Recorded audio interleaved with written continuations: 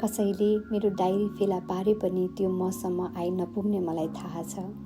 बेनामी डायरी हेरेर कसैले पनि त्यो कसको होला पत्ता लगाउन सक्दैन।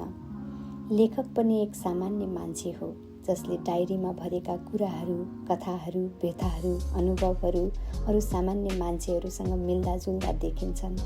जसले त्यो डायरी पढ्नेछ उसले त्यस डायरीका हरेक शब्दसँग आफ्नो जीवनका प्रत्येक क्षणहरूलाई दाँच्नेछ। कुनै शब्दहरू उसका जीवन, अनुभव र दृष्टिकोणसँग मेल खानेछन्, कुनै शब्दहरू उसका जीवनसँग मेल खान नसके पनि मलाई विश्वास छ उसले त्यस भावनालाई नकार्ने छैन। डायरीका मेरा कतिपय हरफहरू पढेर ऊ हाँस्नेछ। मेरा केही अर्थहीन, गन्थन अनि केही बुझ्नै नसकिने हरफहरूले सायद उसलाई त्यसको लेखक थोरै पागल होला भन्ने अड्कल गराउनेछ। मेरा कुनै हरफहरूले सायद उसका आँखा रसिला पार्नेछन्।